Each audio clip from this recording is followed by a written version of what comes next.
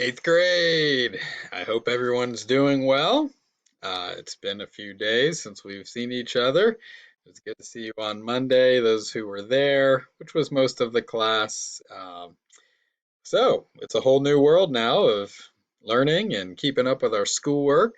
I wanted to send a weekly video reviewing what we're talking about, what you've been reading about, some of the assignments you've been doing, so we can keep up to speed, maybe get the big picture in a 15-minute video, 10 or 15-minute video. So let me get right to it. First of all, you've had an assignment every day, and that's just meant to hold you accountable that you're actually learning, you're actually reading. That way I know uh, that everybody's keeping up with everything. So uh, let me just go over what we did. On Tuesday, I had you guys do your weekly questions. Make sure when I assign the questions that you're doing all of them, factual and thought questions. Sometimes you guys skip over a few of those. Sometimes maybe you think, well, he didn't specifically say the thought questions.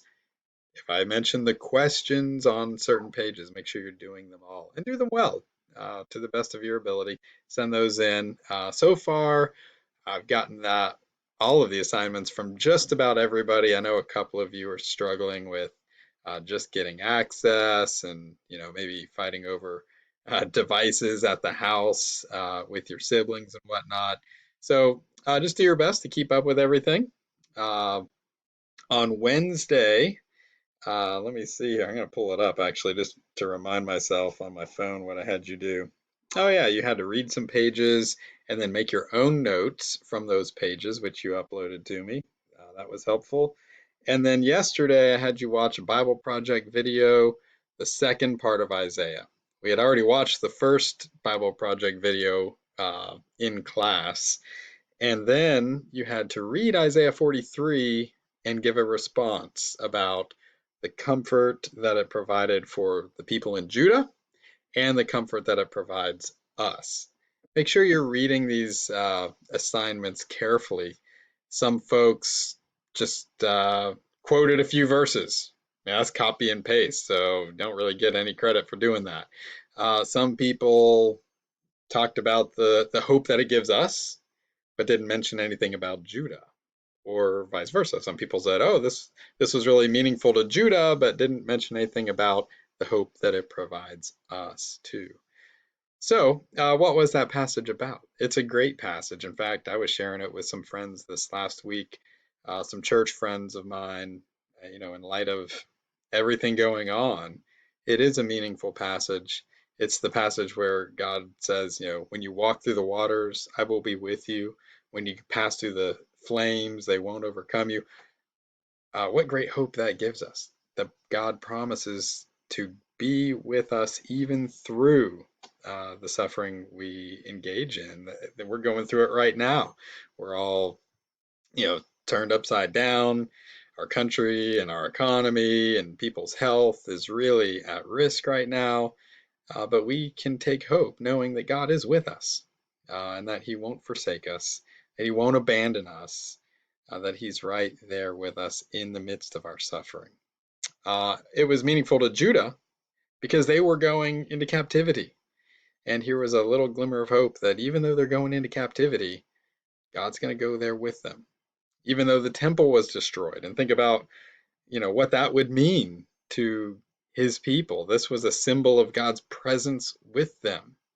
And many of them did feel like God had abandoned them. But here Isaiah in chapter 43 announces God is going to preserve them. God is going to remain with them even as they go through that suffering. So that was yesterday's assignment. And then today I had you read some pages in the book and also read Isaiah 53, which is an awesome passage, real famous, maybe the most famous passage from the book of Isaiah. And it's about the suffering servant. Hopefully you saw uh, how that passage, clearly points to the ministry of Christ, how Jesus is the one who was rejected and despised.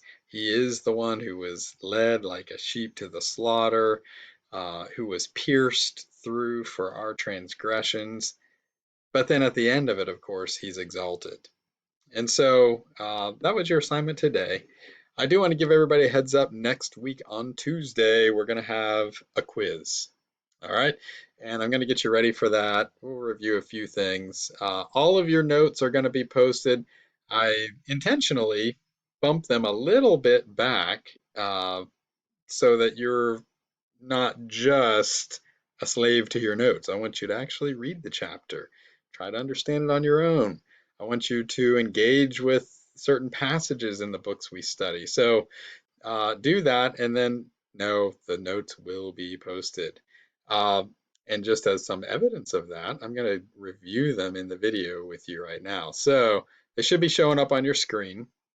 Let me go back a little bit. We have about 10 minutes left here in the video. So reviewing what we've talked about. Remember Isaiah, the book. It's a big book, 66 chapters, and there's really two big sections, and that's why we have two chapters in our textbook.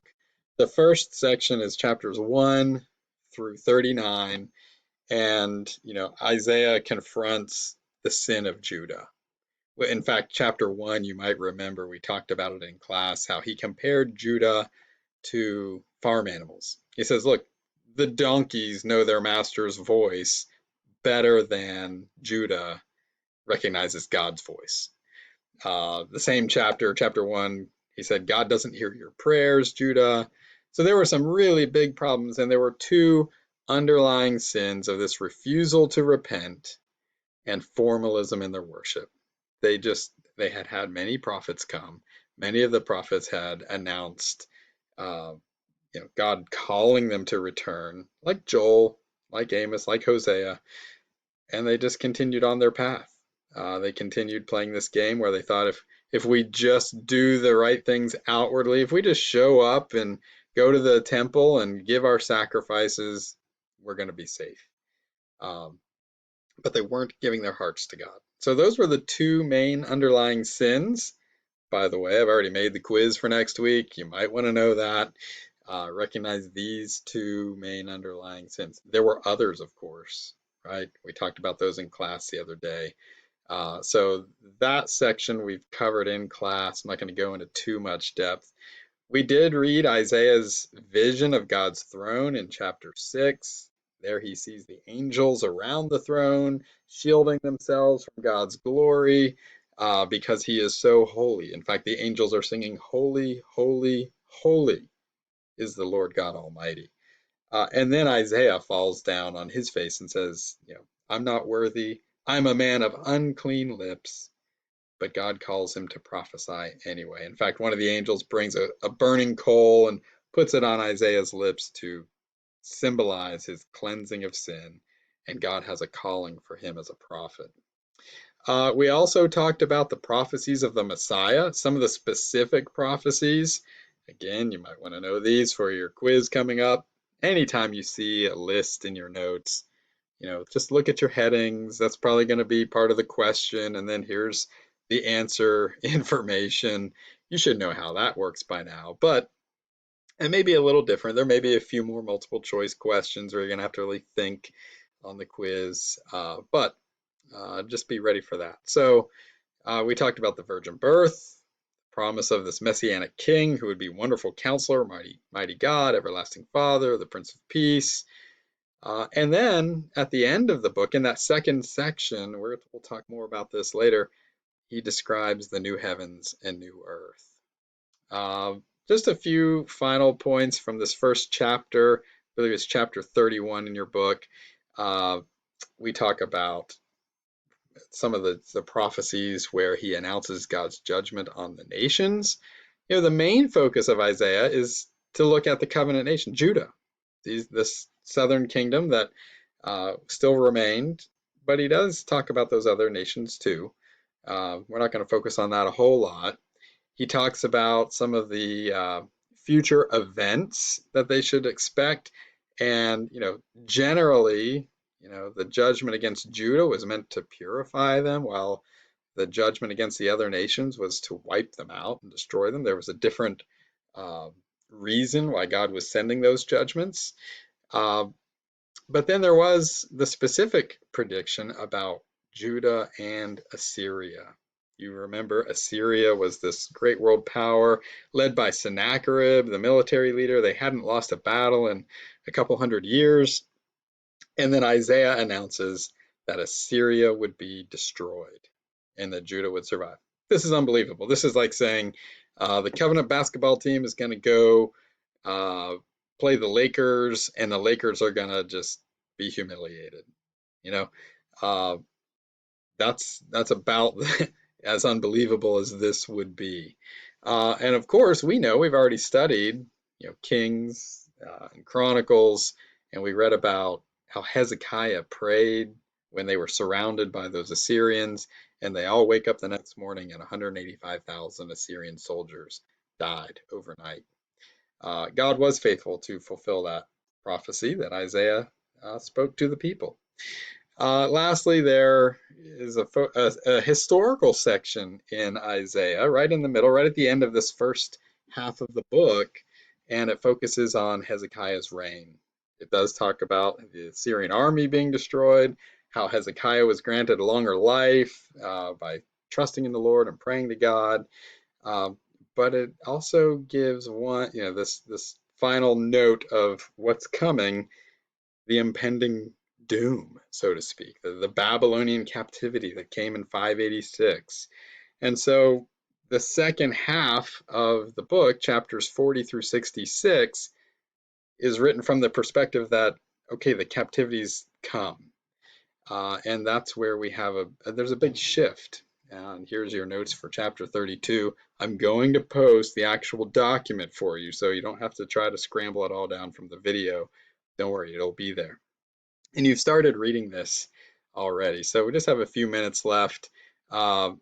His beautiful message, Isaiah, this part of Isaiah is, it's almost like the gospel. It speaks clearly about the hope of salvation in Christ. That's the purpose of the whole book, to show that salvation is a work of God's grace. It was an applicable message, or a pertinent message. That's what pertinent means.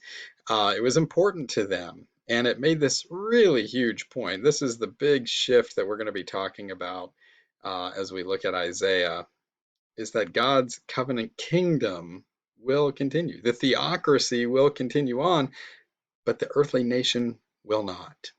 Right? There's this big shift as to what is happening. So the covenant kingdom has always been a spiritual body of believers, those who, like Abraham, put their faith in God's promise.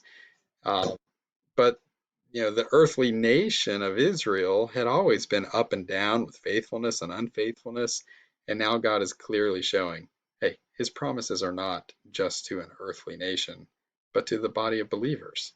So Isaiah starts to unpack that more and more. He talks about the blessings of the Messianic age. We're going to see more of that later on. That is hope for the covenant kingdom. It's not really hope for the earthly nation, because they are going to get wiped out.